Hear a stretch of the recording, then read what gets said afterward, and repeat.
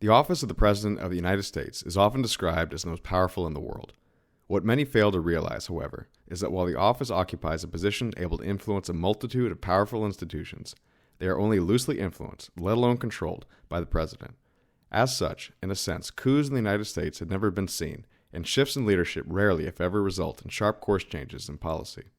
In 1934, decorated war veteran Smedley Butler alleged to a Congressional Committee that a plot had been organized by powerful Wall Street interests to recruit him to lead an army of veterans to seize control of the White House through military force and oppose a fascist-style government. After several hearings, however, the committee recommended no actions be taken, and the New York Times described the story as a gigantic hoax. When two or more parties present conflicting versions of the same story, however, the truth is someone is lying.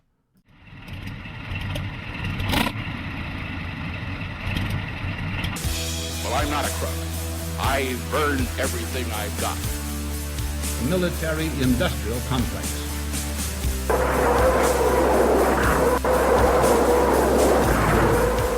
A new world order. But we are here to destroy the control over the industry of other people.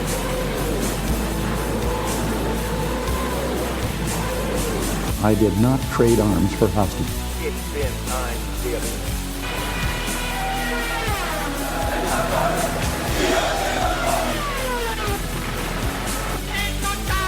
На полный разгром гнусных захватчиков.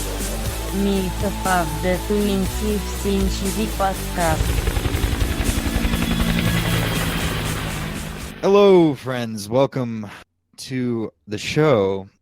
We did have a guest scheduled for today, but they had some personal conflicts come up, so we're going to be doing this after dark episode. Maybe grab a drink. We're going to be riffing on a couple different themes and topics surrounding American coup d'etat. So I got Alex out today. We got myself, Nick, Adam. Hey, guys. Hans. Hello. And Hanko. Hi. I hope you guys had a good alcohol day. And yeah, happy St. Patrick's Day, whatever that I'm means not to you. drinking for Lent. Oh, that's right. Yeah, I didn't. I tried to get some corned beef at this place, but they were out. I was actually pretty devastated by this. I love corned beef. Yeah, my office had Mexican food for their St. Patty's Day celebration. Whoa! What? That's nothing more Irish than a good burrito. I tell you that. A corned beef burrito, like no such luck. All right. So anyway, happy that. St. Patrick's Day for those of you who actually do it properly. So today we're going to be talking about coup d'états in the United States, or are we going to talk about generally? Oh, we're talking about. We can talk about like the general principles as reified by the United States. Right. Well, it hasn't really ever been pulled off, right? I mean, it's exactly. We'll get into why. The closest thing to a legitimate military or widespread coup ever launched was essentially the American Civil War, although it didn't start that way. The American Civil War started really as just secession, where we are not going to go along with what Abe Lincoln wants for Southern tariffs, and we really don't want to give up the slavery part did play a role, and it was the backbone of the Southern economy. So we're not going to give that up. And it led, by the end of the first year, it became apparent to the Confederate Army that the only way to win the war was to cut off Washington, D.C. and probably take out POTUS and his cabinet. That is not a. Yeah, I want to get pedantic about this for a second. So let's do that. First of all, what is a coup? A coup is, I believe it's frog speak for to cut the head off, correct? Coup d'etat. A coup just means a blow. Coup d'etat is a blow to the head. Yes. So the idea of a coup d'etat is that you arrange to be in the possession of the levers of power. You wake up one morning and some other gang of people has somehow, in some sense, seized control of the government. It doesn't mean that there was like an invasion and now the Russians are occupying Washington, D.C. It doesn't mean that there was a guerrilla struggle and the government has been overthrown and now like the Revolutionary Council is in control. It means you have a government and somehow, you kind of chop off the head or parts of the head, the functional parts of the brain, and you replace them with things under your own control. Okay, but this is a very broadly defined way of looking at coups, and so you could argue that, if your political faction sort of grabbed power, then you've succeeded in a coup. But I think what it needs to be is somehow it's an official either declaration or recognition that this old power structure has been cast aside, and now there's new sheriff in town. But yeah, I mean, it has like an implication of illegitimacy, but that's kind of a deep point that, yeah, like in a democracy, you do, like in formal terms, end up with a self-coup every 4 years. Yeah, 4 years, yeah. Right. I mean, what really, this gets expanded to the point where then you have this notion of like a permanent government. Right. And then like in order to actually see power that you theoretically see via the election, you need like a self-coup where you seize the kind of control of the actual organ of power, not just symbolic leadership. Let's spitball some classic textbook historical coup d'états, and then get into the strange case of America. So, I mean, first thing that would come to mind for me would be Julius Caesar. I mean, with this, what do you guys got? Sulla's kind of a better. I don't know. Roman governance was kind of weird because they didn't really have a good. Their like distinction between kind of the state and the loyalty to the person was a little bit tenuous. Like I think like the earliest that you'd want to go if you're going kind of early modern, Napoleon. Napoleon is like the first kind of modern coup, I would say. Right. A good, very, very modern example that happened in the last decade would be the Egyptian counter coup, I suppose, by General Sisi. That has all the elements of taking an existing political, social apparatus, completely casting it aside, throwing everyone involved in it in jail or in a grave, and replacing them with people loyal to you. That's the Egyptian military completely wiped out the Muslim Brotherhood government in Egypt in, 2013? Yeah. Right. The Iranian Revolution is, I think, a pretty good example. Right. That's a little bit weirder because there was kind of a coup encapsulated in there, but when you start talking about revolutions where you're actually destroying a power center as opposed to taking it over. Gotcha. So like the Thai in like 2000 or something, they've had a few. That's another recent one where you had the military kind of take, I guess that was 2006 and then 2014.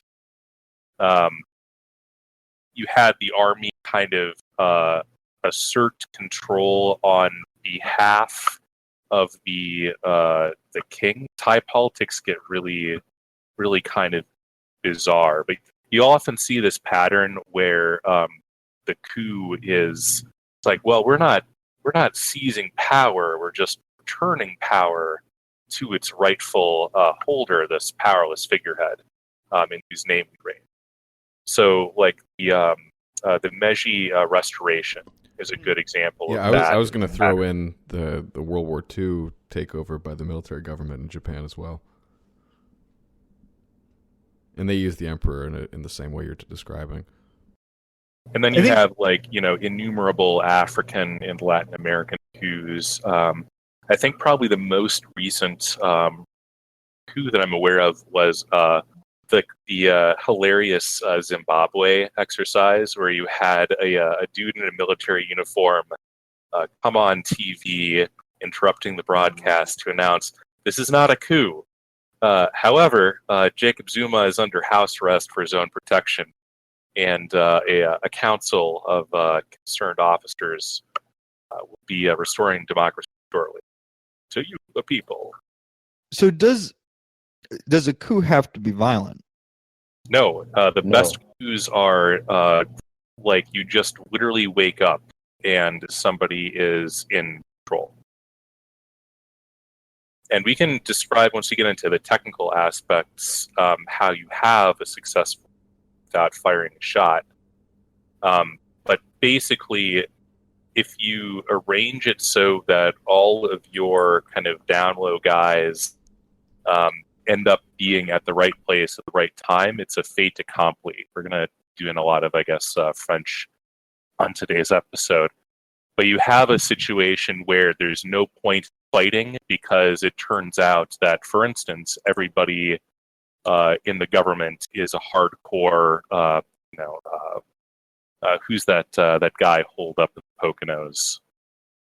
The Turkish guy. Gulen. Yeah. Fethullah Gulen. Turns out, like, all of your security services are run by Gulenists. Your main generals are Gulenists, and they just announce, like, okay, like, the Gulenists are now officially in charge. That didn't happen. That's the kind of surface story for the failed Turkish coup a couple of years ago of what they were trying to accomplish. Probably not the actual story of what happened, but that was sort of the intention, according to the official story. And so, does a coup need to be the removal of the actual power center, or can it be called a coup if it is the removal only of the nominal power center? I mean, there's really not a point in removing a nominal power center. Just kind of let me give you an example. I guess you remove the nominal power center when it starts to take on responsibilities and power that it's not supposed to have. Yes. So you can have one of these things where you have sudden pushback. So, like, you could describe it if suddenly, Queen Elizabeth came to her senses and she was like, I'm exercising my royal prerogative. Right. Perfect example, dismiss my government and, institute a new one. And, somebody was like, no, we're not doing that. Also, you're no longer the queen. I mean, you could call that a coup, but it's not really an interesting example because just the power structure kind of asserting itself. There's like a subspecies of coup called the self coup, where you're already in power and you just sort of seize more power. But that's kind of a almost trivial example because it's, again, almost a fait accompli. The question is whether you can make it stick. Well, this is a good segue into America, because the thing about American politics is power does not actually rest with the nominal head of state. No. American politics has essentially hit a weird threshold where power is distributed amongst a few key conglomerate entities. So the civil service or the bureaucracy, American corporations, and the intelligence services. The political apparatus of the United States, if you even could it, you wouldn't really accomplish anything. You'd have to essentially root out several other existing power structures that aren't necessarily prone to being on the wrong end of a coup. Well, let's take the current example of Donald Trump going into the White House and having all this resistance from what I think most people would agree at this point is essentially what the deep state consists of, through the media at least, presenting itself as opposition. Now, there's a ton of stuff that doesn't get reported on, but you do have people in the FBI, you have people in the CIA just recently, John Brennan publicly denouncing Donald Trump. Publicly threatening threatening the sitting president. Like, it's sort of unheard of. Yeah, and it's really astonishing how that even works, how he does that so publicly, and it doesn't get, into the territory of treason and things like that. But it's just amazing how little the president of the United States actually is able to do. And a lot of people will compare, this experience to what happened to Nixon and other presidents. But I'd love to hear what you guys think. I mean, Nixon was on the wrong, basically on the wrong end of people like Alexander Haig. We could do a whole episode on that, but effectively, Nixon made the mistake of playing politics with people that he should have known would stab him in the back if he ever did something contrary to their interests. So he ran afoul of a sort of weird network of Jewish and intelligence services goons that were mad that he did things like stopping what was going on in Vietnam, stopping a lot of their drug activities, pursuing people like Meyer Lansky to the ends of the earth. They didn't really like this. And when he tried to save some of his friends like Dean in the Watergate scandal, they decided to blow his involvement out of something he probably really didn't actually know about out of proportion as getting back at him with these kind of weird journalists, like what's his name at the Washington Post? Woodward and Bernstein, one of whom himself was an intelligence services goon in his life. Yeah, we can and should do an entire episode on Watergate. Yeah. Len Kolodny's excellent book was in fact titled "Silent Coup." Yeah, he was removed by the same forces that killed Kennedy. Yeah, and the only way for coups to function in the way that you might think they do, ostensibly in the United States at least, is for it to come from within one of the existing power structures that actually controls the country. You cannot. There's never going to be an external coup that does not involve specifically targeting. It's almost impossible to do like a truly external coup. The interesting question in the American context is who, we can defer this because it opens up a whole can of worms, but who or like what combination of actors would have the actual capability not just to remove a president, but to actually institute a coup that kind of seizes real power. Mm-hmm. And as with everything in the modern and postmodern era America, it is extremely gay. So the coup of Nixon is an extremely gay, where it was just a big Washington Post media campaign. That, like Nixon lied and all this sort of weird stuff. Where are the tapes? Show us the tapes. That was all just agitprop. There was never like a faction of the military that stormed the White House and grabbed Nixon by his shoulders and walked him out and took over parts of America. It's not like what you just saw in Egypt or what you saw kind of go down in Turkey. Yeah, and the coup against Donald Trump has also been extremely gay, where it's just a big media campaign with some of these CIA niggers just doing their best to troll him on Twitter now. Yeah, it's more interesting to kind of distinguish the Nixon case, because Nixon was on the track to be impeached. Like he was in a situation where, based on the kind of constitutional apparatus was performing, it was maybe performing according to a set of circumstances that were engineered, but he was going to be removed one way or the other. Right. Now, in the kind of immediate context, you could see a situation where somebody literally sends 10 or 20 guys to try to arrest the president of the United States. Like, now that you're talking like actual territory.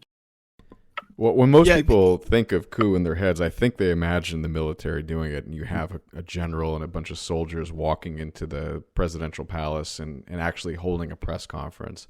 But let's just say that actually happened in the United States somehow. Would people actually go for it, and what would be the aftermath of that? Well, it would be impossible. So the United States is, by far the most prudent country in the history of the world. We have just insane good anti-coup mechanisms. I'm just going to like rattle them off, and we can kind of talk about them as they come up. For one, our generals are anti-selected for charisma. There are basically, maybe a half dozen generals, most of whom are currently in the Trump administration, that have any kind of actual following amongst their troops, where they could actually ask them, potentially go out on a limb for them. Madison Kelly.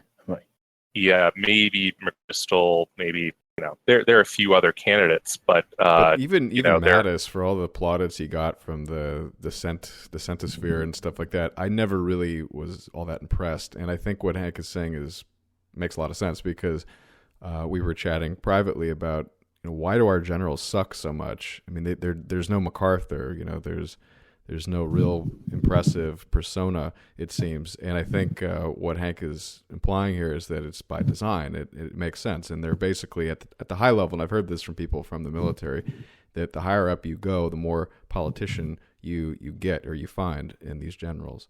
And they're much less of a soldier at that point. Now, in terms of what they have available, like say you got a ball of generals together.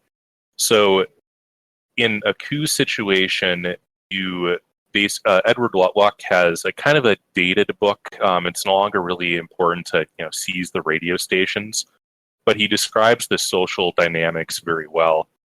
That okay, so you have a capital city, you have to arrange for guys that you can rely on to be in control of that area. So in other words, you need probably a division, a company or so. I know those are like a couple of orders of magnitude apart.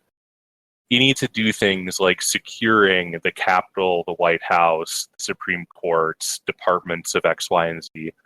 Now, in a lot of cases, the way that you do that is you end up issuing orders, and the captain or whatever doesn't know he's participating in a coup.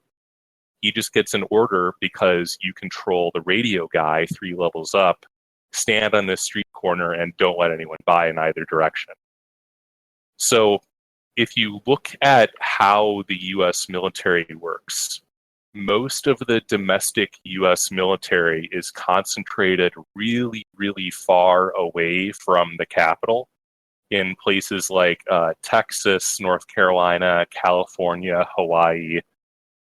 Most of the soldiers that are domestically deployed, U.S. military bases, are effectively gun-free zones. Your troops literally aren't armed. So in order to get armaments, they're depoted usually under the kind of supervision of the base commander, who you now also need on your side. So if you're kind of a prospective coup plotter and you figure you need kind of a couple hundred guys who are in the know and, maybe 1,000 warm bodies, it's literally difficult to get that many people in the right units, in the right chain of commands, armed contrary to orders from their chain of commands with weapons they don't necessarily control, all without finding out that something sketchy is going on. It's extremely technically challenging. Somebody who's kind of more familiar with the kind of specific units in that area might be able to, kind of hypothesize how you could do it with just the 1 or 2 units kind of stationed there. But it seems extremely difficult. And then there's the question of okay, so you've seized control of the Capitol or whatever. What does that give you? You need to do things like shutting down the internet, because otherwise you're going to have forces coming in from Norfolk. It doesn't take that long for somebody to decide they want to be the hero who saves the Republic and literally drive up. So this is what they tried to do when Mubarak was preventing a coup in Egypt, and it didn't really work. I think that what's the prognosis that he tried to shut down the internet, and somehow American intelligence networks were using the Tor network and a few other avenues and mesh networks to continue to talk to people on the ground and give them advice.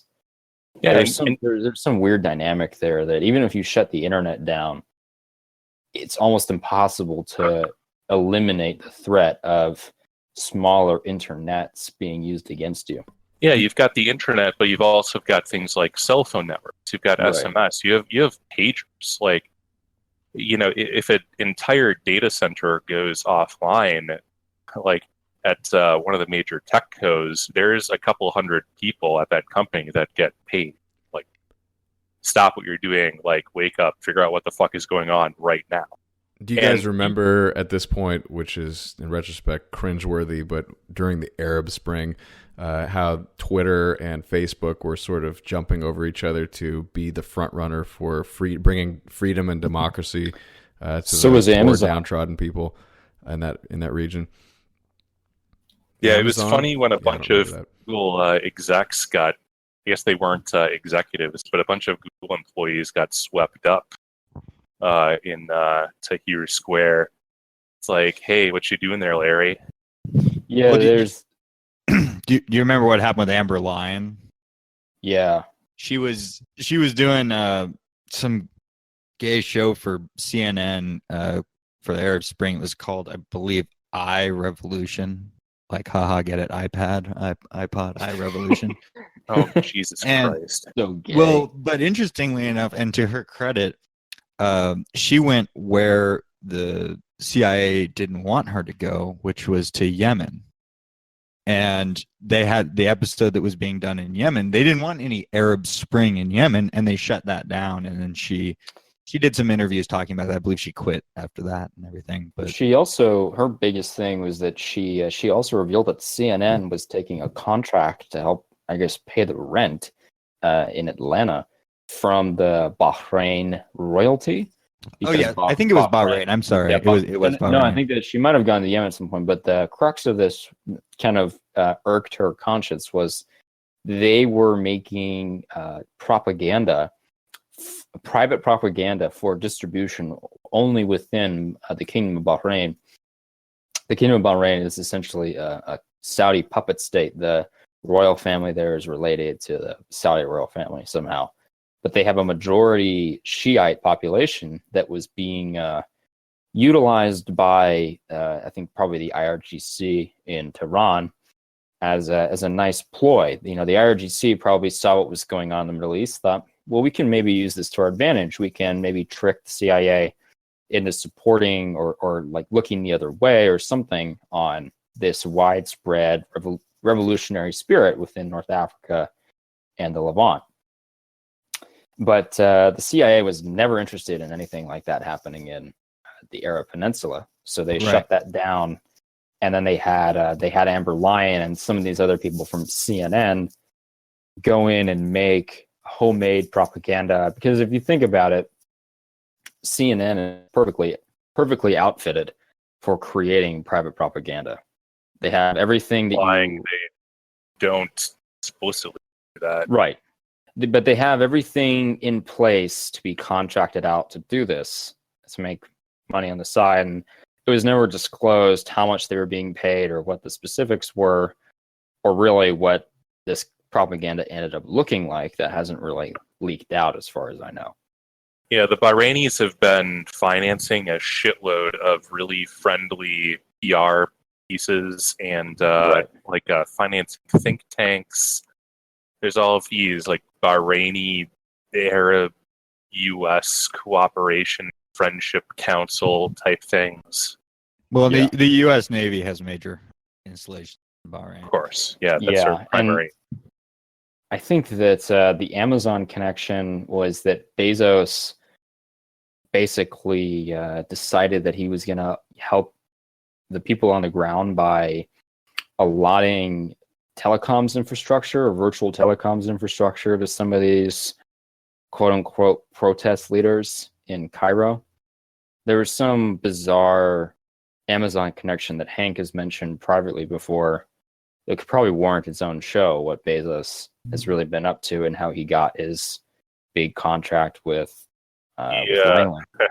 Without going into too much detail, figure out how to structure that. Bezos has participated in some very interesting projects in the Middle East that are suggestive of him money laundering, basically on the behalf of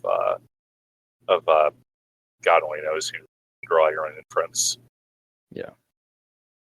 Basically, the only way for coups to happen in the modern era is maybe the military in a more simple country like Egypt, or somewhere in Africa, or maybe somewhere in Central Asia, or for some network of intelligence officials from another country working with rabble rousers within your own country and sort of toppling you through public opinion and the UN and a lot of these really gay avenues.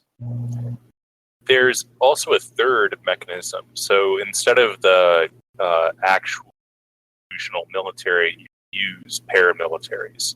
So in the U.S. context, there's I looked this up at one point. Think about, if you do the math, like 1.4 million military personnel deployed in the U.S.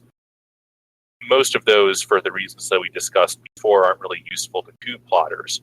But if you look at just the kind of Northern Virginia, D.C., Maryland suburbs area, what you would be really interested in is using the absolutely incredible amount of paramilitary federal law enforcement as your warm bodies and your actual coup plotters. If you add up all of the FBI agents, Secret Service, U.S. Marshals, ATF, DHS proper, I mean, the fricking Department of Education has paramilitary forces associated with it.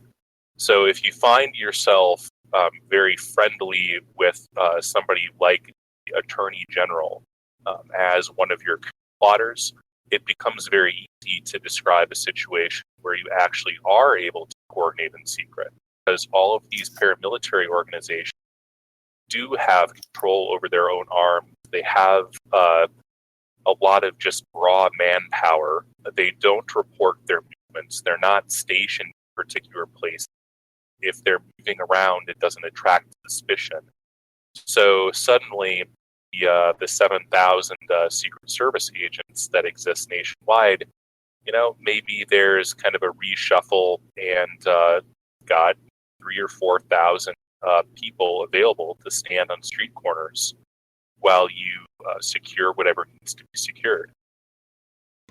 I can see them in a support role, but I don't see at least the Secret Service actually going anywhere on their own. They would have to be tied into a legitimately recognized kind of example. But even a larger group like the FBI, I mean, I think as you're sort of painting the picture here, we see a lot of factions that don't necessarily have any incentive to work together, and maybe that's by design. And I guess my next point or question is, you were mentioning there are a lot of anti-coup mechanisms. Have you gone through that list? Or I'd like to hear some of the other ones as well. Yeah, well, in the military context, there are a few more. Like, besides the kind of lack of leaders, the distributed nature of the military, like, you also have a really robust system of civil-military relations in the U.S. Like, it actually does matter. There are tensions between the civilian world and the military world, and especially the military and their civilian leadership. But one of the other things is that as you ascend through the ranks, especially once you get to the level of general, you're treated very, very well. Like, if you are a major general, you have a very large staff that's available to you. Have a private driver. You have basically lackeys that you commission whatever the heck you want to make your life just a little bit easier.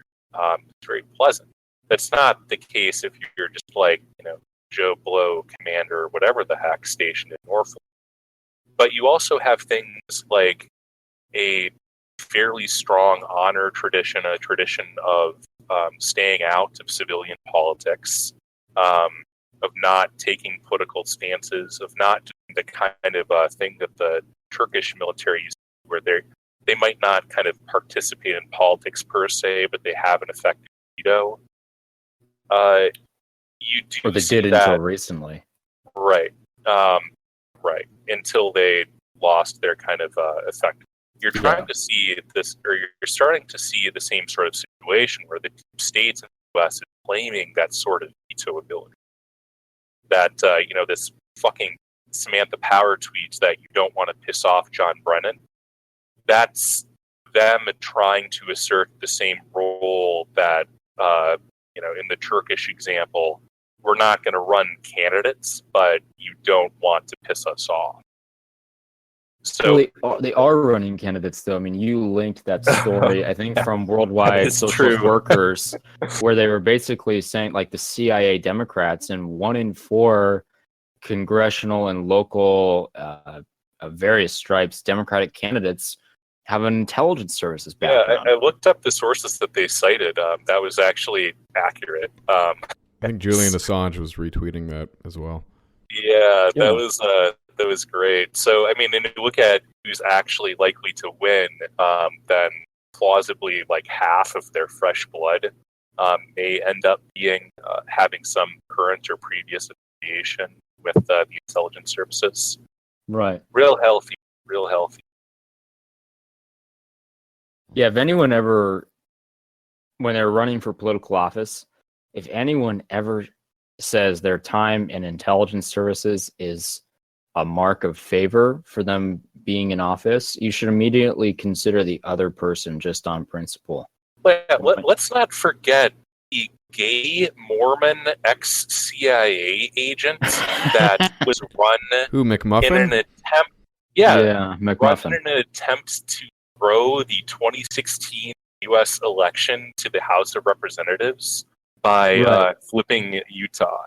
Like this is like, I mean, when the deep state sends their candidates, evidently they're not sending their best. But, still, like, clown. I mean, at this point, it's world. like if you're actually interested in espionage as a career or something, and for some god-awful reason you actually believe this war on terror shit at this point, after it's been this long and all the lies have been exposed, and you're still applying to the CIA, they're not getting the best, aptitude people. I mean, they're scraping the barrel. And so however long this guy's been in the system, he's still stuck with it. He didn't write a book, and of course a lot of those guys are under pressure not to write anything at all. But if you're still in the system, you're basically like this John Brennan character where there's a lot of allegations that he's become a Muslim. I mean, I don't know if those are true, but it's like we are living in clown world. These people have no real purpose other than to run their fucking games, and they don't really know what their purpose is, frankly, other than maintaining their own power, in my opinion. What is very provable about John Brennan is that he is a communist. He voted for Communist Party members in the 70s. Now you can say, oh, just another dumb boomer. But that is very suspicious that he was let into the CIA with them knowing he was voting communist in the 70s. And there is a good amount of proof that he is himself a member of the Masonic Lodge. Brennan is no William Colby. I mean, the way I tend to look at that surface incompetence is that you just don't need, like, this stuff has become so institutionalized and formalized that you don't really need these entrepreneurs in crime, so to speak, like the early OSS people were. I wanted to get into the dynamics of the American plutocracy, and the Kennedy assassination has been, some very good writers on the Kennedy assassination have described it as a coup, but the pattern that comes out of that is that most of these people tend to be legitimate believers in American democracy, and they see the Kennedy assassination as this sort of a turning point where, maybe they'll admit that there was some corruption and problems beforehand, but that after Kennedy, it's all over. And it's true that was the moment where they really solidified the deep state really came into its final form, so to speak. But before that, like, take for instance Jesse the Body Ventura. Love that guy.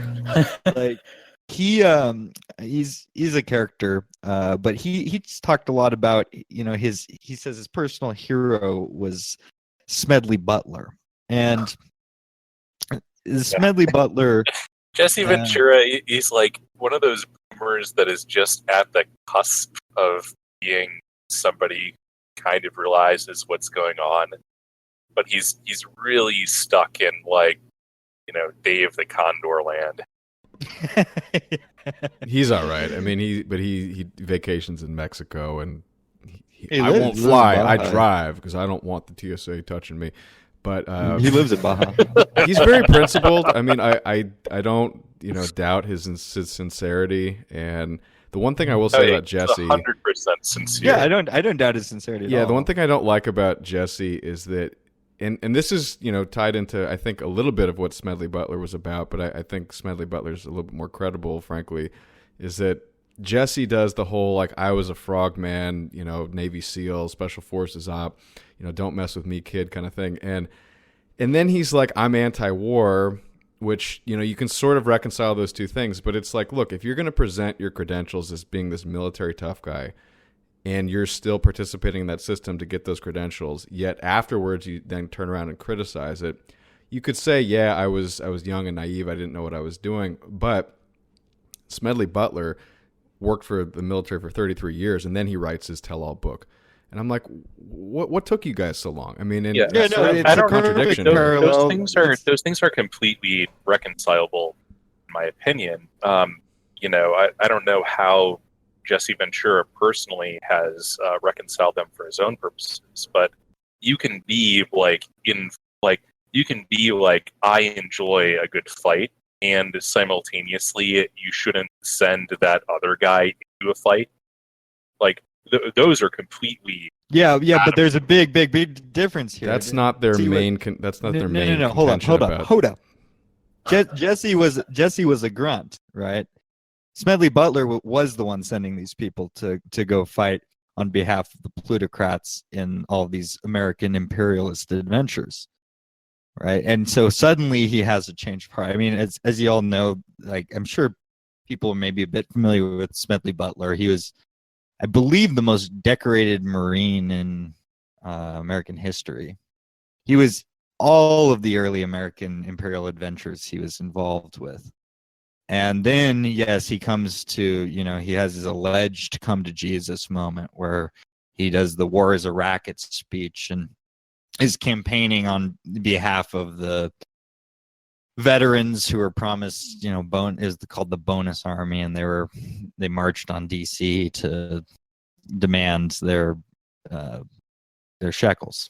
Right? I mean, the funny thing about that is that that bonus army, their demands were essentially over half of the entire operating budget of the federal government, and they were essentially demanding that the feds bankrupt themselves to pay these dudes more money for a war that they had stopped fighting over a decade prior. Right. I mean, I sympathize with their situation. These were so their kind of core demand was that I think as part of, like, the PI bill, there was some sort of, like, pension arrangement that they would have been entitled to in, like, 20 years or something. It was 1945 that they were entitled to it. They basically were wanting an early payout, which, yes, like, they were not entitled to. On the other hand, like, nobody wants to see a veteran living in poverty. It's not good for stability, and it's not good for the kind of nation's ethos.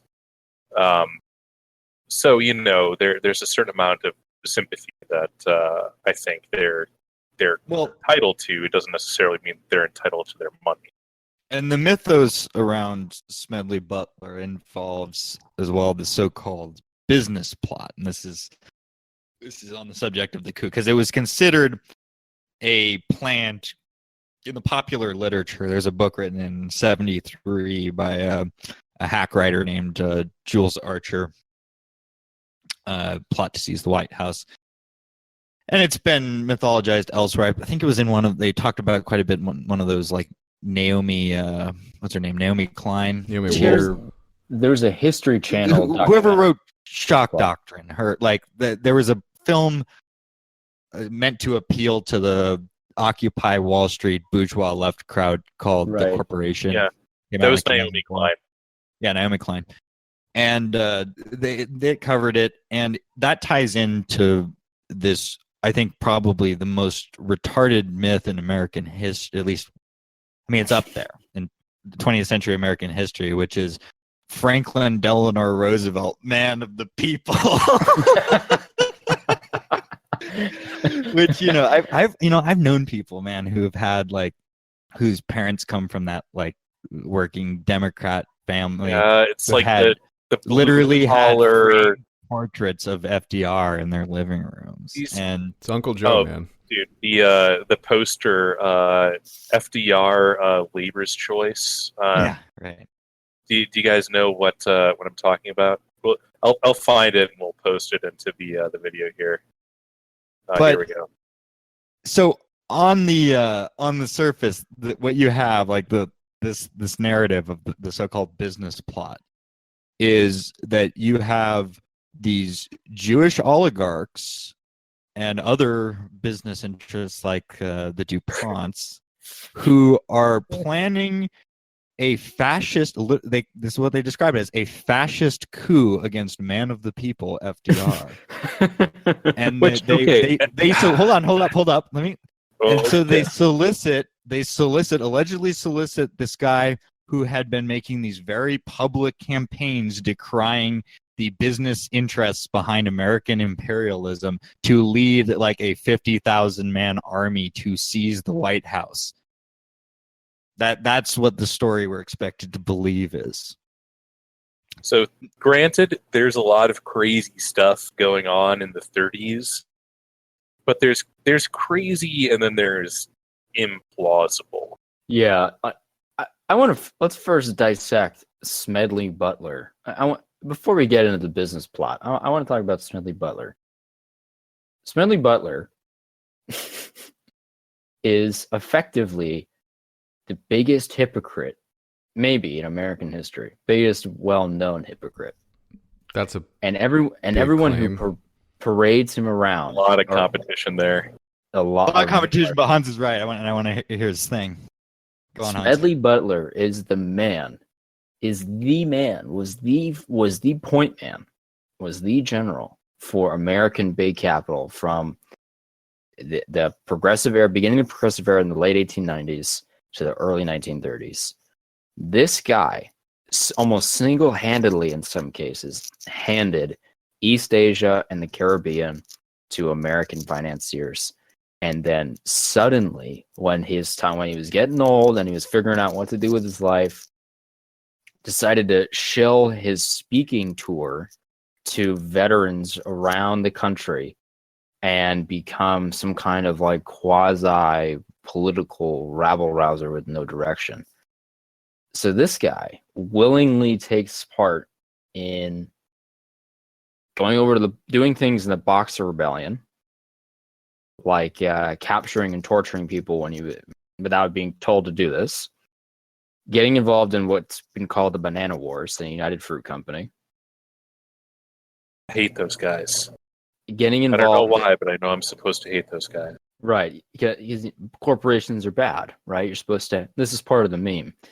You have to look at what he does in the Banana Wars, where he effectively bullies these Central American countries into accepting the Panama Canal and U.S. control over bananas, tobacco, sugar, everything that is sort of grown in this region that Americans wanted for their dessert plates.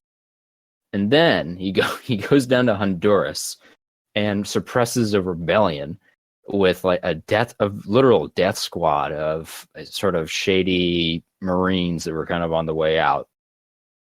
Then, then this guy stomps around Grenada, Mexico, which is where he gets his first Medal of Honor.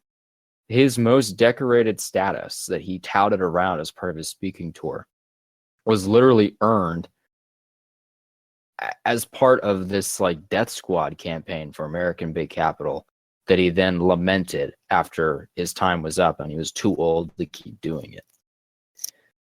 Then he finally makes his way to Haiti, where he helps suppress a rebellion in Haiti, earns his second medal,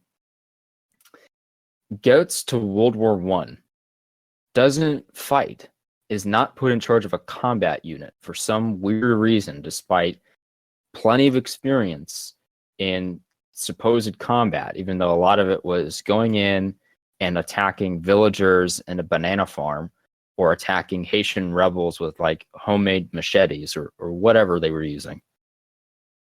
When he's pulled out of when World War I ends, he's essentially doing nothing for several years. He's doing like random jobs for Coolidge as various kind of bureaucratic jobs. And then in 1927, they call him back out and they say, we need you to protect Standard Oil interests in China because the Chinese Kuomintang, who are the nationalists we ended up fucking over and allowed Mao to wipe out in China. They were trying to seize a Standard Oil property near, I believe, Shanghai.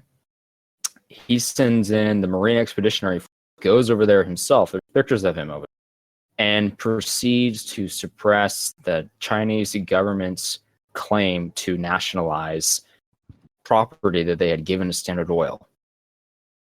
Then he comes back and like LARPs as a director of public safety, and then he gives it only after winning all these, making all this money, giving all these accolades. He says, I'm a pacifist. War is a racket. Don't mind a 3-story house I'm living.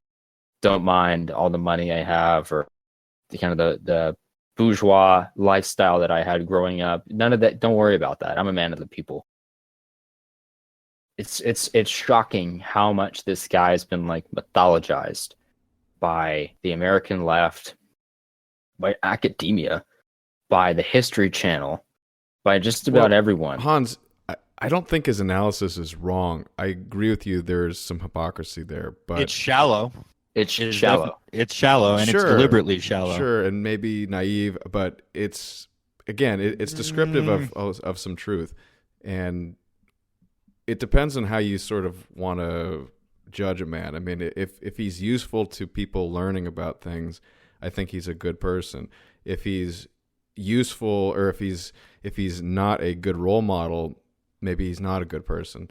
But Meyer Lansky's useful for learning about things. I mean, all these people are useful for learning about. I'm talking things. about what he wrote. I'm talking about what he wrote. Well, what he wrote was whatever his motivations. I would venture that he was probably put up to this, and that he saw a career in it. This is a guy who worked for the oligarchs his entire life.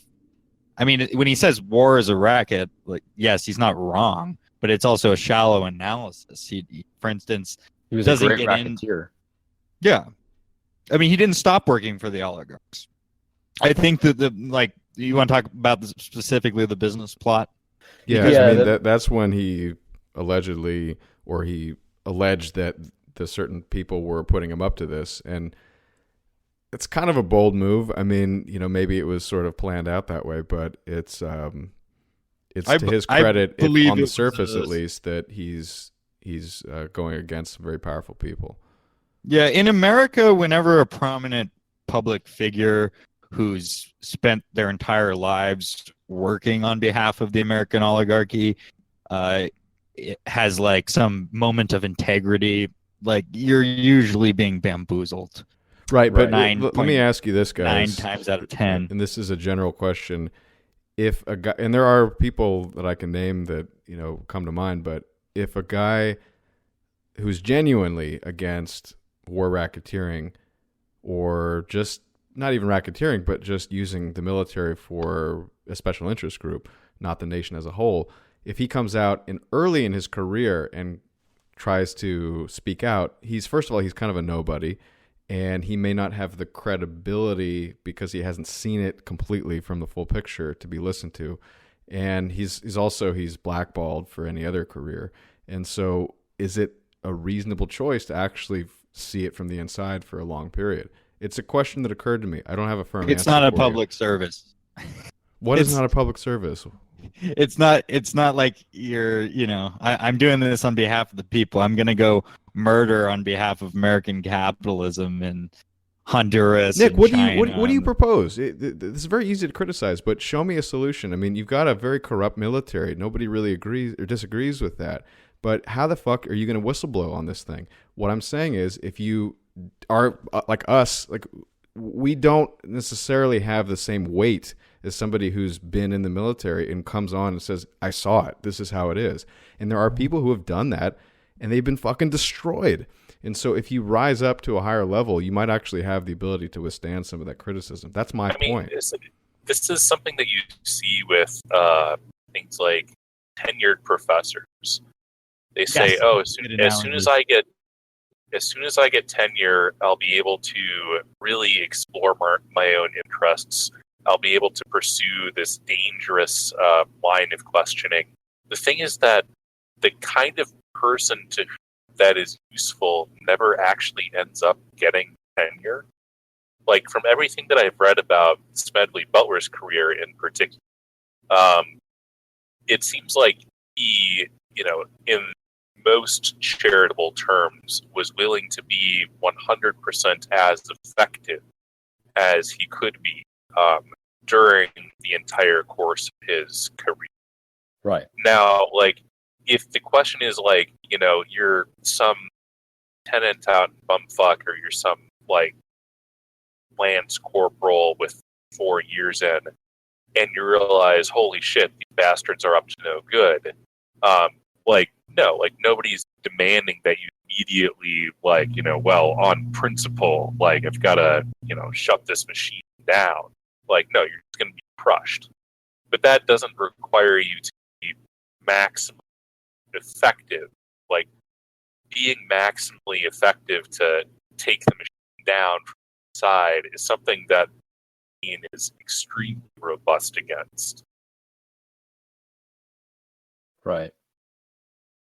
So it's like, okay, let me give you another analogy. It's like I'm gonna join the mob to expose what's going on in the mob, and I'm gonna spend my entire life shaking people down, murdering people, running drugs and hookers and all that. Well, and then is that really what he was doing? I come out and morally grandstand about it. There's so I don't think colonialism, his description, mind, of all of the bad stuff that he's up to, also mediated by tell this comes story, and it's also mediated by the desire of every kind of reporter of things like U.S. experience in Central America to talk about how evil and dastardly and corrupt the U.S. was in the continent. I'm not really confident that the U.S. governance of Haiti wasn't massive better than whatever they would have ended up to anyway. It's also kind of fallacious to describe kind of modern and very hypothetical, modern context, moral standards of the conduct of warfare to a jungle fight in Nicaragua in 1910 or whatever. So, I'm not really all that certain that kind of in context, Smedley Butler was even a particularly bad guy. I mean, I don't have a lot of love for him, but I'm just you're beset with all of these unreliable narrator problems on every side. yeah, I mean, he actually tried to run for Senate as a Republican, and didn't get anywhere. Pretty much just got blown out in Pennsylvania. And then resigned himself to just this speaking tour shtick. And he became popular with the American Legion, who would go on to actually be thrown under the bus as part of this supposed coup plot. And he became popular with a lot of other veteran groups. He had this opinion, from what I remember, that most of the veterans groups in America were not actually interested in the well-being of veterans, like labor organizations. They were not, or trade unions. They were not interested in the well-being of the workers they represented. And that's probably an accurate assessment. I mean, it probably wasn't lying there. It's probably letting on more than you would typically find, because this is someone who was sort of inside this network and understood how it actually worked. And by mid 33, you've already had we talked about this earlier, the small army of veterans that tried to march on Washington and slapped down by Hoover and General MacArthur. By 33, FDR is president, and he is slowly unveiling his real plans for labor centralization, which is the New Deal. And there was supposedly a lot of industrialist resistance from people that FDR played golf with. Yeah, exactly, Hans. Yeah, like just kind of weird or there. People who married his FDR Jr. married DuPont, Emily DuPont. I forget her name. I mean, these families were all intermarried. It like the whole point of this business plot. I mean, it was effectively a psyop. It was not an attempted coup. It was a psyop to create the appearance of FDR as an opponent of big capital. Yeah, and that was the purpose. It didn't even catch on that well. So effectively, what happens is that Smedley Butler's hanging out at his house one day, and this dude named Gerald McGuire shows up at his house, and at first is pitching like, "Hey man, do you want to come talk to a group of the American Legion? Like, do you want to come talk to veterans? They'd love to see you. They're demotivated. Yada yada." And Smedley Butler's like, sure, I'll go along with it, and they square away like basic payment, and then that slowly sort of snowballs from there, where then it becomes like, well, we would like to continue our arrangement. And then they start talking with another guy named Doyle, who is also working for a small bank on Wall Street.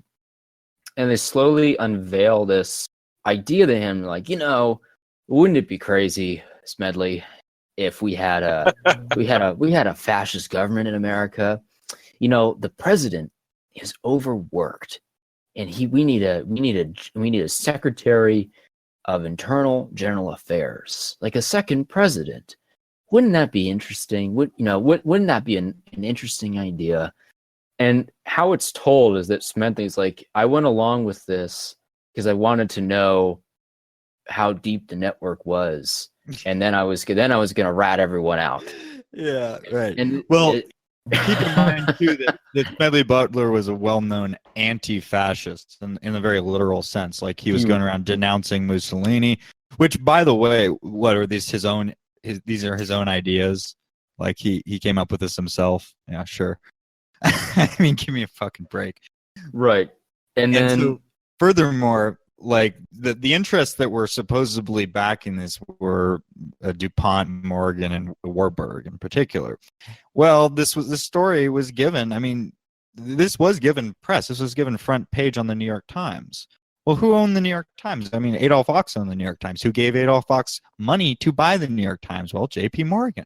So J.P. Morgan, allegedly behind this attempted fascist coup, is giving coverage in his own paper to the alleged fascist coup, which they then, come back and say, oh, it's a hoax.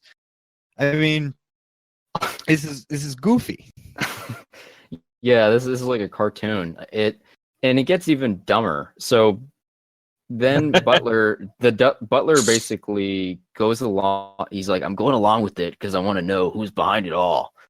And he's supposedly Who's pulling the strings here? It's like a Scooby-Doo cartoon, and he eventually figures out that there's a man named Robert Sterling Clark, who's part of the Singer Corporation. They make I don't know, like it was sewing machines. And so on. Yeah. And then it turns out that Robert Clark is actually part of the American Liberty League. So the American Liberty League was a group of conservatives, a lot of Democrats actually, and industrialists who didn't like the New Deal. They were bipartisan. They had real backing. They had grassroots support. They had farming support, and they were saying we do not want to go along with FDR's economic plan. And they were proposing a grassroots and well-funded effort to combat FDR at the ballot box. So, not only are the people behind the papers that would eventually report on the coup also supporting Butler, also behind the American Liberty League, also close friends with the Roosevelt and Delano families. Does this start to seem kind of just dumb to anyone else that somehow there's like this fascist coup by close personal friends of FDR who suddenly didn't like what he was doing, even though he was telling them what he was going to do long before?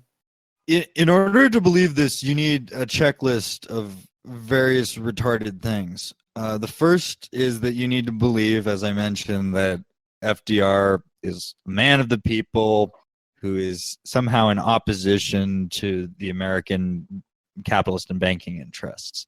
You also have to believe that fascism is like some kind of like capitalist conspiracy. And you have to believe that Smedley Butler had some kind of come to Jesus moment. Right. So then they give Smedley like $106,000 for like early fees. And they're like, why don't you travel around the country and get the veterans riled up? Which, but make sure. So these are like $163 and 1930 whatever dollars. Right. So we're talking a fucking shit ton of money. Right. So then they're like, why don't you go around and rile up the veterans? But here are some talking points. And it's like, well, what are the talking points? You got to talk about the gold standard. That FDR, he's trying to get gold standard. Doesn't that really just rub you the wrong way, Smedley? Don't you like the gold standard? We should talk about that. We should talk about other things like employment law and so on. Isn't that what you want to talk about? Keep in mind that none of these industrialists, none of these people were necessarily in favor of the gold standard to begin with. And there's no way that FDR could have gone along getting rid of it effectively without their consent. These people actually didn't want him to do it. They would have just shot this old cripple right where he stood. I'm sorry, right where he sat. There would have been. There's no way that he could have done that without their approval. No way at all. So then it gets infinitely dumber when they like tease in front of, supposedly, this is all according to Butler, by the way, because everyone else said that none of this happened. Butler then says, well, then they offered me like $3 million as a down payment on a private army of 500,000 World War I vets. Yeah, that number. and then it was going to be completely absurd. This is like some retard's conception of how to make a coup.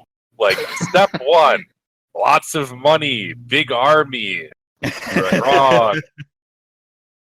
Right. Yeah, and then, that's part of what. Oh, go ahead, Hans. Well, and then they're like, and then there's going to be $300 million in it for you.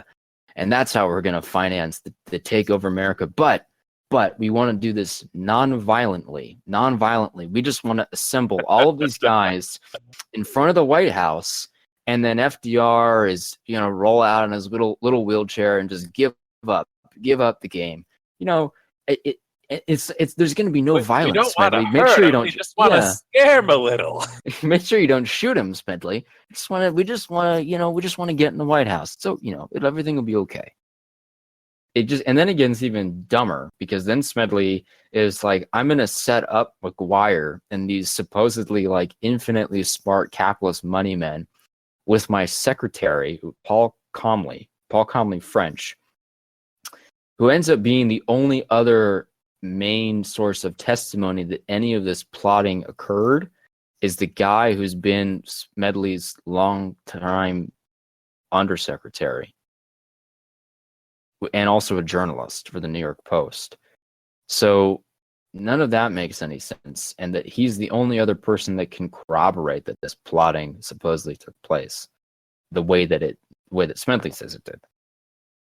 And then Butler is like, well, I'm gonna stage a public announcement, and he brings people over and he announces with a big Marine Corps flag behind him, there's this plot, there's this fascist plot to take over the American government and throw out FDR by capitalists, man of the people. Yeah, right, the man of the people, FDR, and there was the American Legion was involved, and the Silver Legion was involved, and the Remington arms manufacturers were involved, and DuPont was involved, and Prescott Bush was involved, and all these people and were Baruch and Astor, right, Rockefeller and Hearst. What this ends up all of sounding like were donors to FDR's campaign.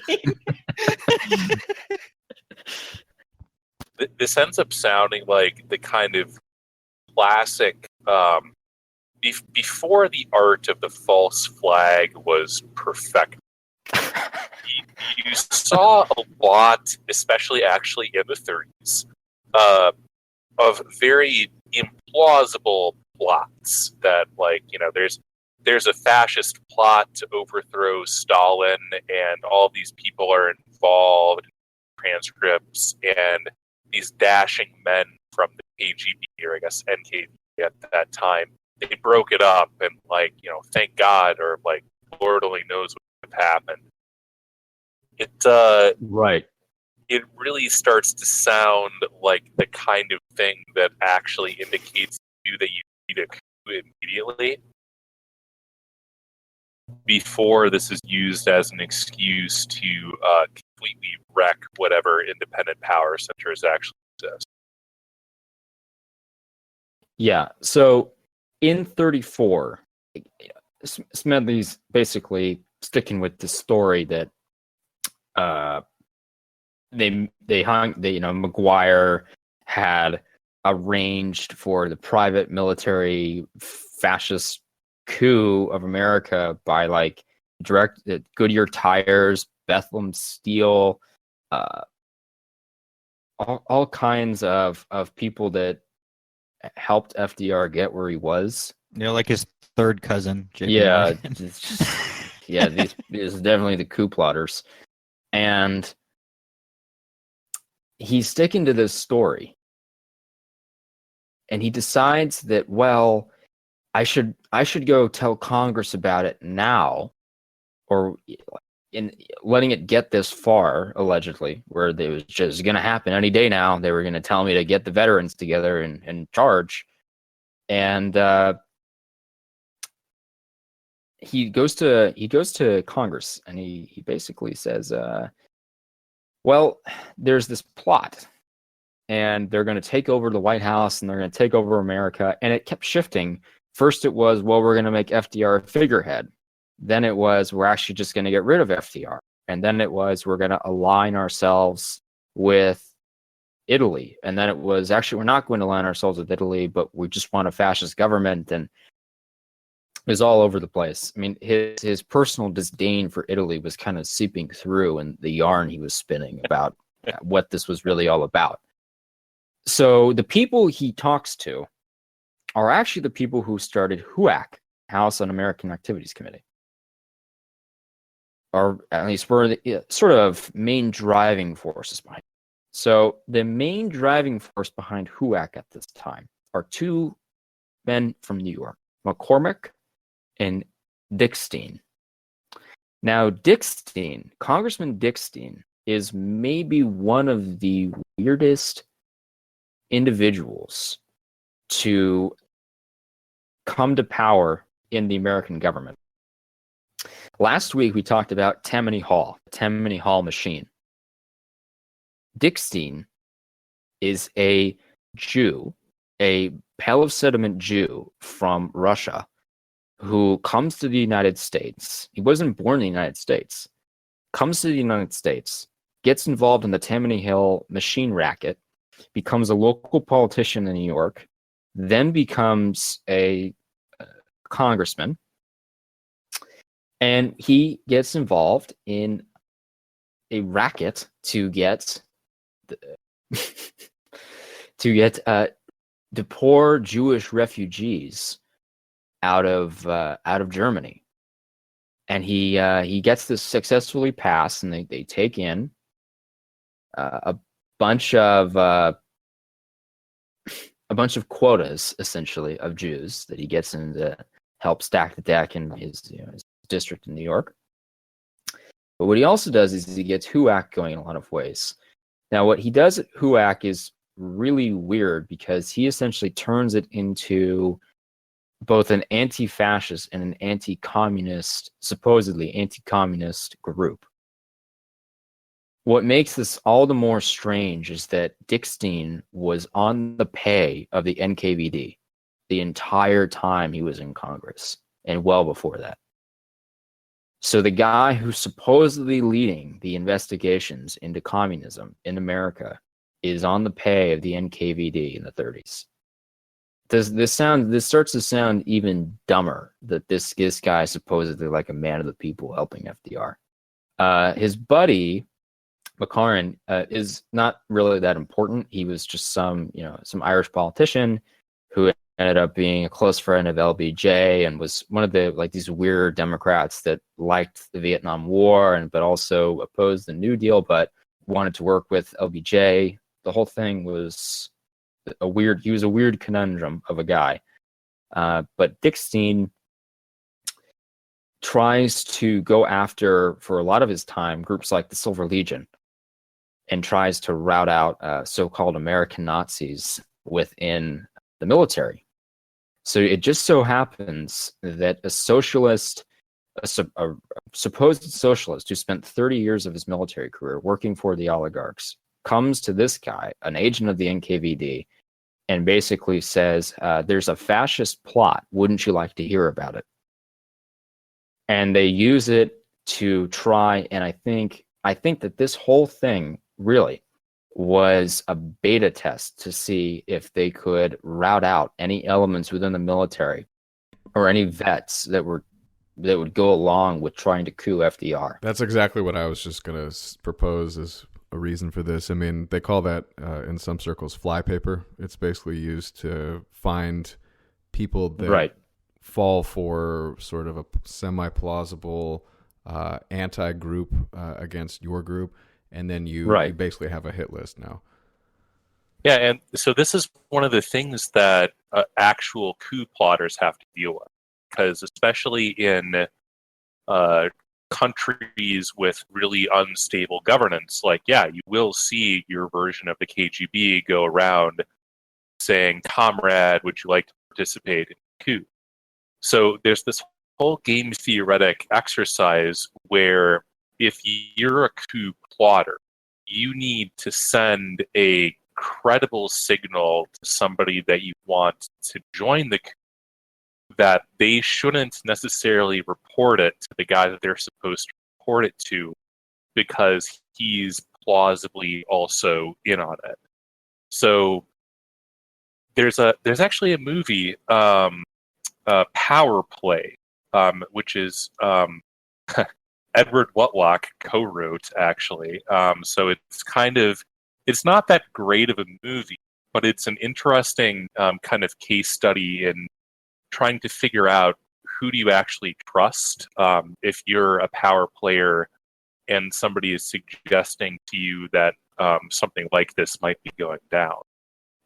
That's kind of divorced from the counterintelligence aspect where, I mean, the only people that's going to kind of attract end up being your guys who really wouldn't be that effective in you anyway. Yeah, Right. I mean, if you're in a key position and someone approaches you with a proposed coup, you're no longer in a position to just say, "Nah, I'm cool, bro," because you're in it now. Right. I mean, and it gets even stranger. So after Butler gives this testimony, they're like, well, can you corroborate this? And again, as I said earlier, he had French, his assistant, who he supposedly like set McGuire up with. Supposedly McGuire was and Clark, these two money men from Wall Street who were the front point guys to recruit Butler to join a fascist plot, weren't smart enough to figure out that French was a close friend of Butler and that supposedly McGuire spilled the beans about what this was all about to French, but not to Butler. Just even more bizarre yarn. So the only two people that can really say any of this plotting happened the way that Butler did are Butler himself and a guy who's his close personal friend. But that was supposedly enough for Dick Steen to then call on all these guys to testify or to publicly kind of name and shame them. So they have McGuire come in, and McGuire just denies the whole thing. It's like, what? I'm just a guy from the Connecticut American Legion. I don't know what's going on. They try and get Clark. Clark is not responsive. They're like, well, there's some of these American money men in Europe who arranged for McGuire to meet a French fascist group, but then they just kind of give up on getting their testimony. And then the whole thing just falls apart because then they're like, well, the backup guy was MacArthur. MacArthur thought that was hilarious. And everyone else did because MacArthur was going to lead a veterans army. There was no one who the veterans hated more than MacArthur.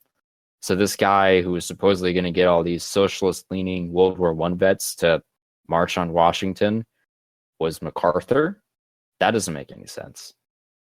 And then the fact that none of these guys were arrested and it was swept under the rug effectively. The left wing, the American left, has this habit of saying, well, that is proof that the oligarchs got to FDR and they successfully scared him or whatever. It's like, have you ever considered that you just got rused? That the reason this was swept under the rug is that it was all just a big joke to begin with, and that in part, maybe Smedley Butler was just making things up. And it gets the final weirdest part of this is that there was a guy named John Spivak. He was a communist. Yeah, who wrote for New Masses. Yeah, he fingered the Jewish elements in particular. He wrote so he got a leaked testimony of what Butler and French and others were saying, but then he added redacted parts that had been not given to the general public. And then he decided to spin it as Jewish financiers wanted a fascist coup in America to partner with the Third Reich. And then he was accused of, and then they're like, well, that's communist propaganda talking, and like the woke communist is like engaging in, anti-Semitism. It was just a cacophony of I don't even want to call it lies, just clever stories, I think, to see if anyone would believe it and maybe go along with a coup. The reason why most likely this was all just swept under the rug and dustbined was that they discovered that within the American military or the American veteran apparatus, there probably wasn't a lot of interest in, getting involved in this. Most of these World War I vets at this point were tired and fat and weren't really up for a war, and the Great Depression was not in full swing yet, but it was robbing people of just enough savings, or they just didn't know what to do but wanted to keep working. There wasn't a lot of revolutionary fervor in America, and they found out what they wanted to find out, which is that there was never going to really be any risk of a coup. And the following year, I think FDR started issuing gun control legislation, and the cover excuse they were using was that bank robbers were using automatic weapons, people like Dillinger.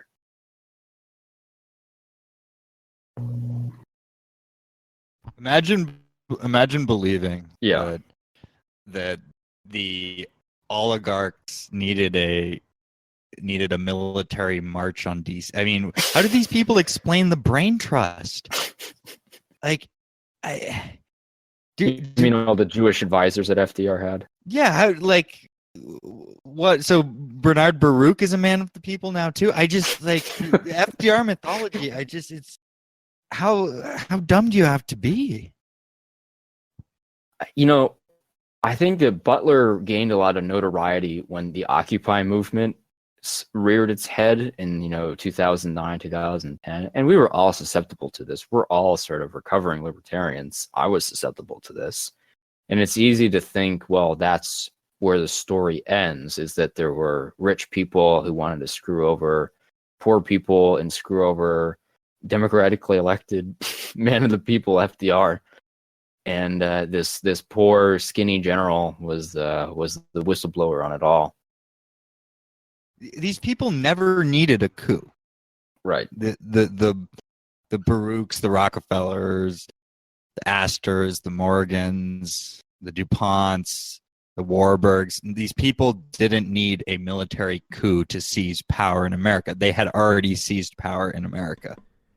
Well, that brings me to one of my questions. It's like, how do the little people ever get a representative? I mean, because you don't. Yeah, I know. I generally agree. I think basically you're kind of doomed if you believe that you're somehow going to rest all of your future life and hopes and dreams into a guy who's thousands of miles away from you. You really have to retake control on a local level. That's been my sort of theme for a long time now. And yeah, I agree. Unless you have power, you're not going to be able to. You have to be a constituency. Like, if you're just some dude, then yeah, like you have no sway. Literally just some. That's one of the things that atomization is so pernicious. You need to be part of a power center. Like, I mean, at a minimum, as part of a vote block. And then you kind of sort of do the thing where, okay, so we all vote as a block, we all fight as a block, whatever. Yeah, you have to give the powers that be a reason to care. And right, if, and then if you're just a little speck of dust, they really your are block not going to. and it's caucus on, which isn't historically very effective. So yeah, I mean, is right. Like, really empirically don't. The only way that you kind of get that is if you have a coherent minority, very clear policy preferences that's basically willing to go to the mad. So, like, we spend all this time on all these dark examples. Motorcyclists. Motorcyclists are a nice, friendly civics class example where the only thing that they care about is helmet laws. They vote on helmet laws. Don't pass a fucking helmet law, and the motorcyclists will be out for your blood. And then they realized, who else really cares about motorcycle helmet law? Soccer moms. No, Sikhs. Because they have to wear the turban. It's a pain in the ass. The helmets.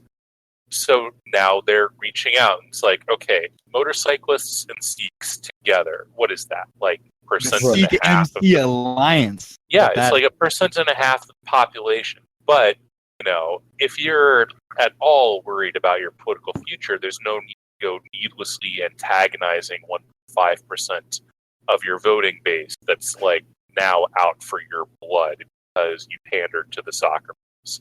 For the record, Myth of the 20th Century would like to recommend all people wear their helmets and seatbelts. There's a debate on that because the motorcycle helmet cuts off a lot of your side vision depending on how it's structured.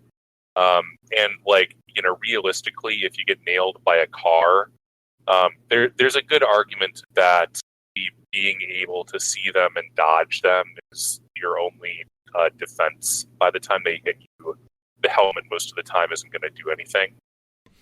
So if you hit the ground, that helmet will save your life. But the question of will you be more likely to hit the ground in the first place, that's an interesting point. I'd have to see some numbers on that. But yeah, I think people should check out, and do their own research before jumping to make an informed decision.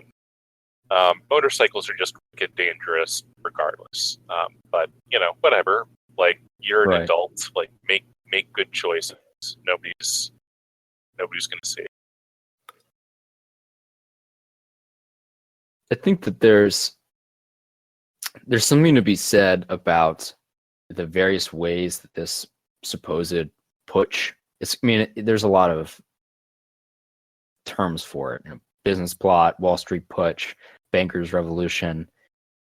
The weirdest aspect of it is that nobody ever wants to analyze what the plan actually was going to look like, because I don't think there was a plan. I think that this was all going to be very vague, and they had multiple scenarios. So if you work with the scenario that Smedley Butler was genuine, then Smedley Butler was almost involved in an attempted coup that probably would have crushed him and any real resistance before it got going.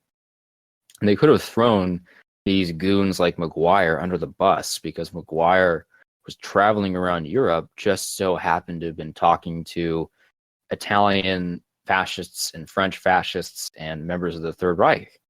They could have thrown him under the bus. They could have chalked this whole thing up to a German-Italian plot to take down American democracy. And, that Hitler fellow has been giving us trouble for a while, and we got to get involved. We got to get involved early. There's no way that this plot was ever going to really threaten FDR.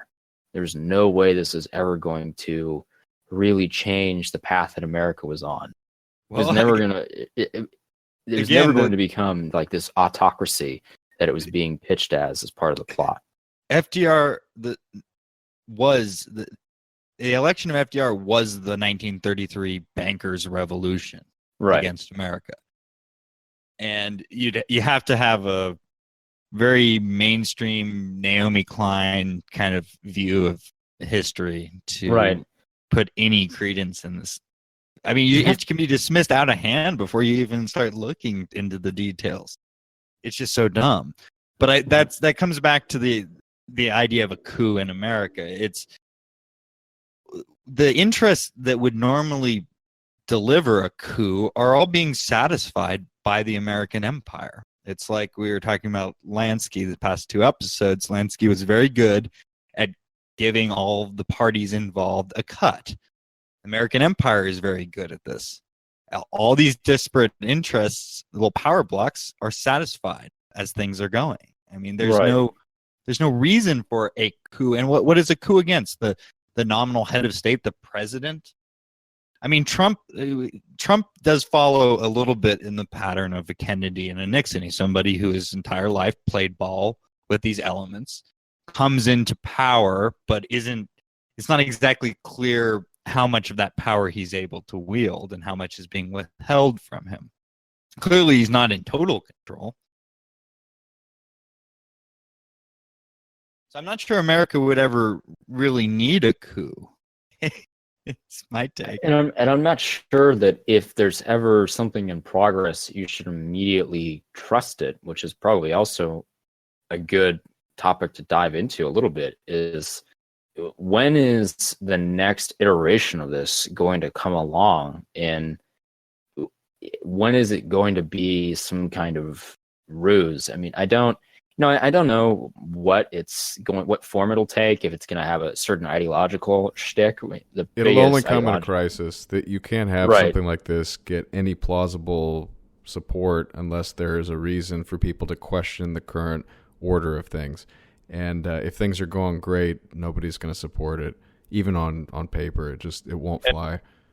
You know, if I was Trump, I would be sorely tempted to do a framing the guilty thing, where it is pretty clear to anyone with a couple of brain cells to rub together that there is a series of plots to try to get him out of office through various mechanisms.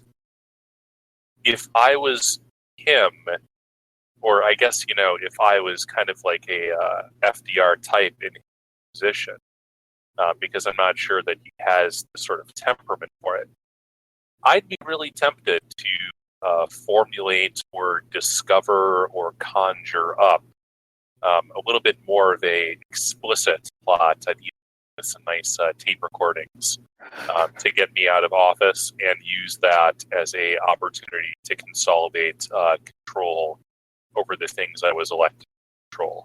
John Brennan revealed to have been organizing in communist gay nightclubs a march on D.C. It's like, look, you threatened me on Twitter. What was I supposed to do?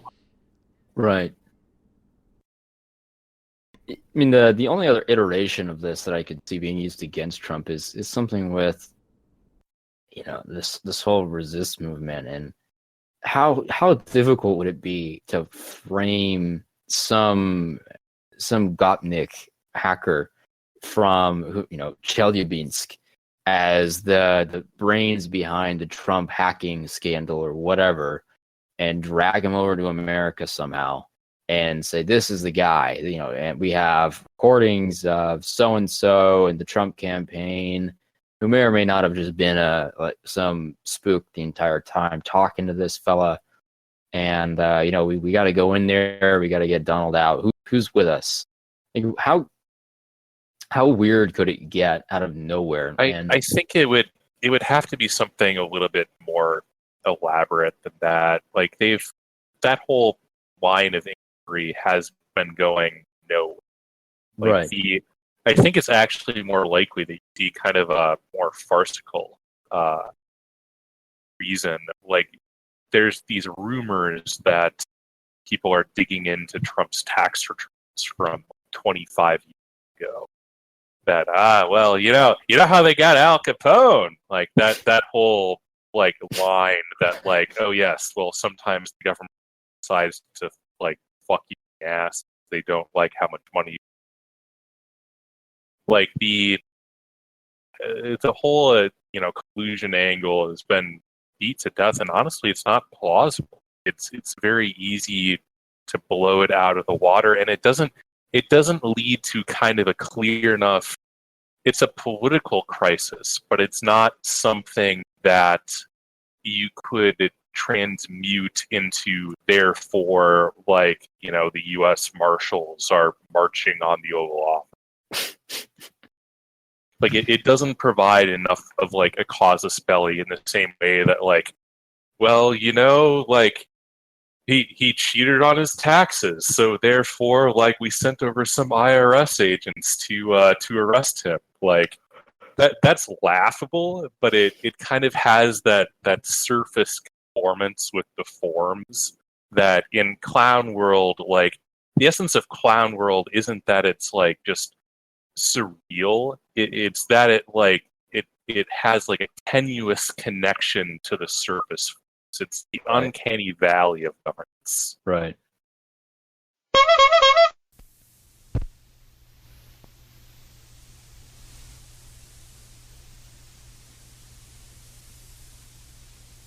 I appeared before the Congressional Committee, the highest representation of the American people, under subpoena to tell what I knew of activities which I believe might lead to an attempt to set up a fascist dictatorship. The plan as outlined to me was to form an organization of veterans, to use as a bluff, or as a club at least, to intimidate the government and break down our democratic institutions. The upshot of the whole thing was that I was supposed to lead an organization of 500,000 men, which would be able to take over the functions of government. I talked with an investigator for this committee who came to me with a subpoena on Sunday, November 18th. He told me they had unearthed evidence linking my name with several such veteran organizations. As it then seemed to me to be getting serious, I felt it was my duty to tell all I knew of such activities to this committee. My main interest in all this is to preserve our democratic institution. I want to retain the right to vote, the right to speak freely, and the right to write. If we maintain these basic principles, our democracy is safe. No dictatorship can exist with suffrage, freedom of speech, and press.